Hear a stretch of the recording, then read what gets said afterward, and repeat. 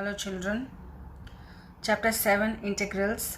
In this chapter, we shall confine ourselves to the study of indefinite and definite integrals and their elementary properties, including some techniques of integration. So integration, it is the inverse process of differentiation.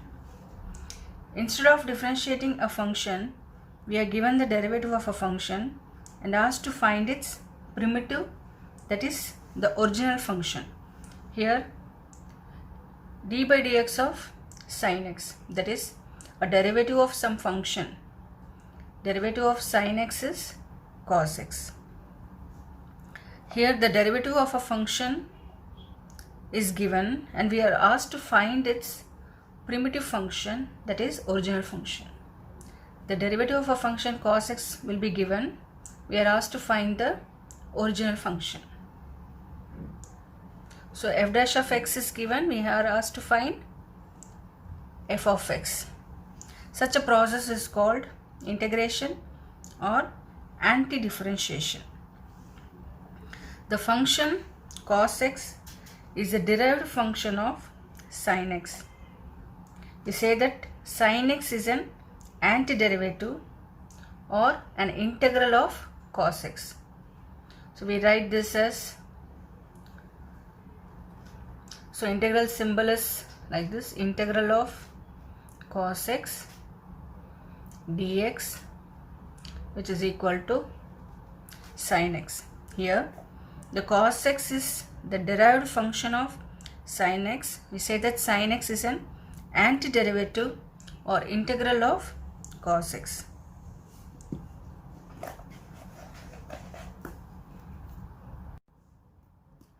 Let's take another example, d by dx of x cube by 3. So derivative of x cube is 3x square. So by 3 and 3 will get cancelled, which is equal to x square. Here x square is a derived function of x cube by 3. We say that x cube by 3 is an antiderivative or an integral of x square. So we write this as d by dx of x cube by 3 plus c, where c is any real number which is a constant function. The derivative of a constant function is 0. So if we differentiate this, we get 0.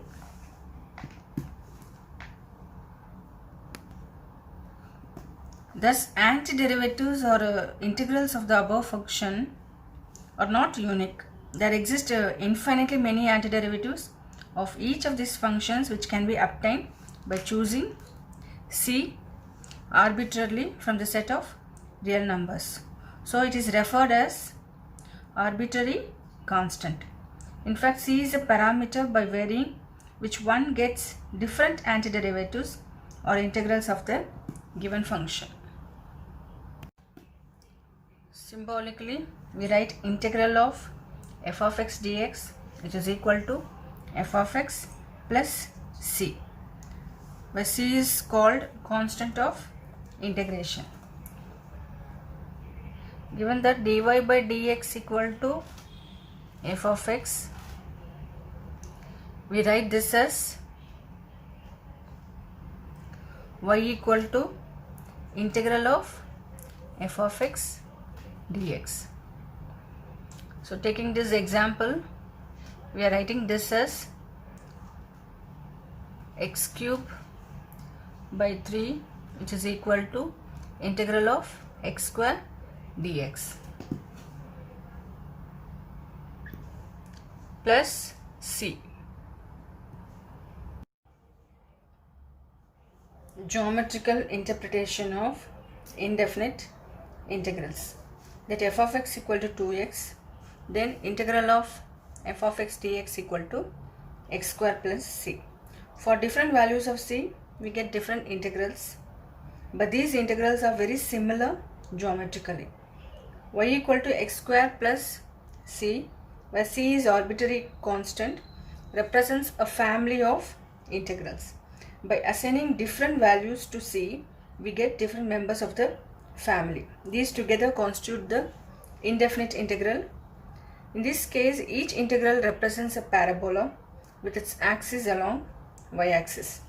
Clearly, for c equal to 0, we obtain y equal to x square, which is a parabola with its vertex to the origin.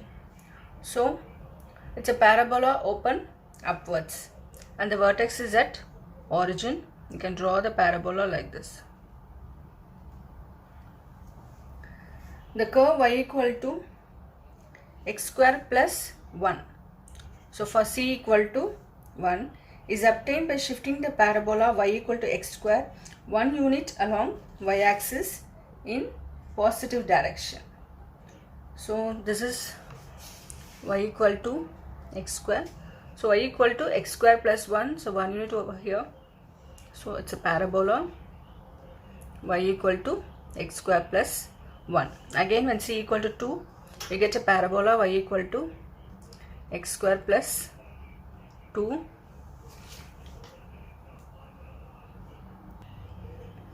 For c equal to minus 1, y equal to x square minus 1 is obtained by shifting the parabola y equal to x square 1 unit along y-axis in the negative direction. Again, when c equal to minus 2, drawn along negative direction. So y equal to x square minus 2 and y equal to x square minus 1.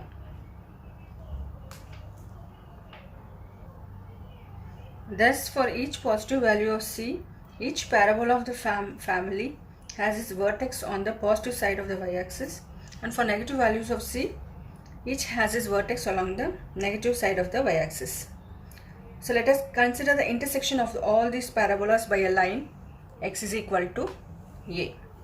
We have take a greater than 0 and a less than 0. If the line x equal to a intersects the parabola y equal to x square plus 1, y equal to x square plus 2, y equal to x square minus 1, y equal to x square minus 2 at some points p0, p1, p2, p3, etc. Then dy by dx at these points.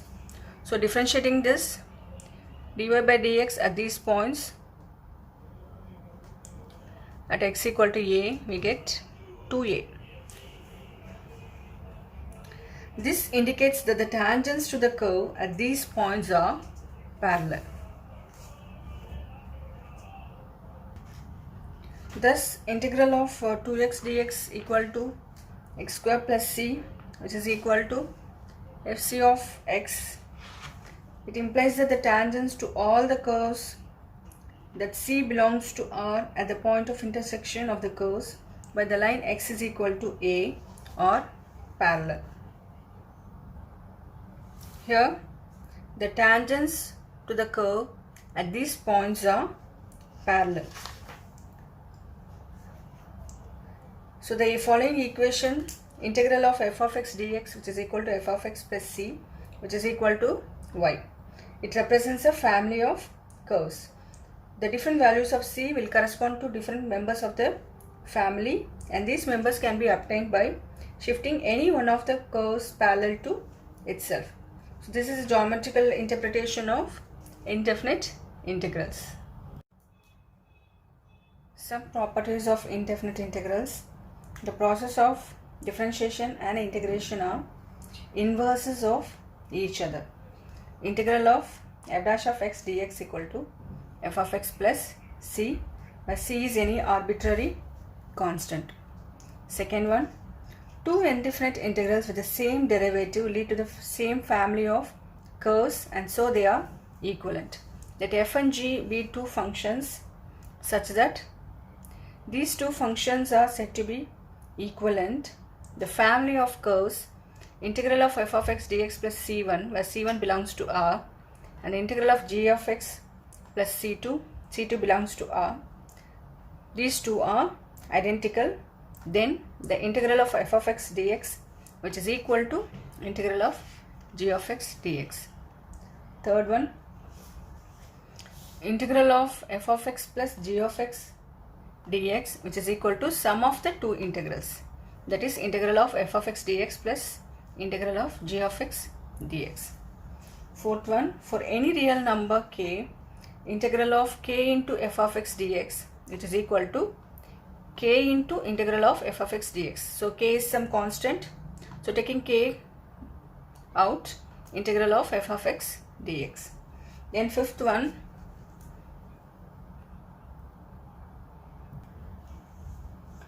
properties 3 and 4 can be generalized to a finite number of functions f1, f2, etc. fn, and the real numbers k1, k2, kx, etc. kn.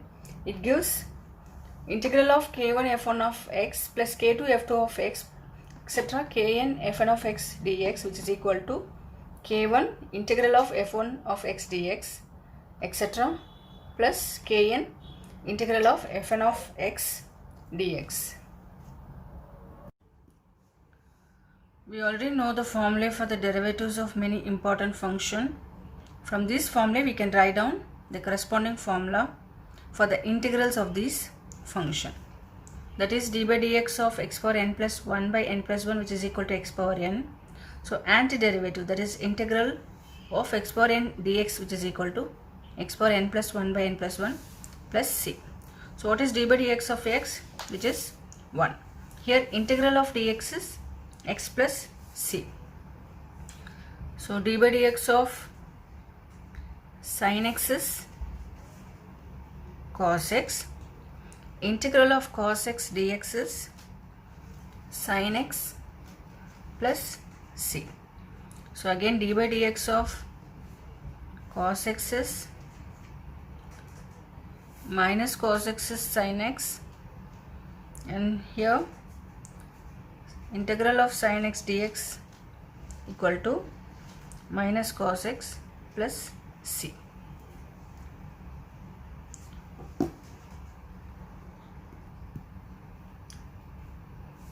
So d by dx of tan x is secant square x. So integral of secant square x dx is tan x plus c. D by dx of minus cot x is cosecant square x.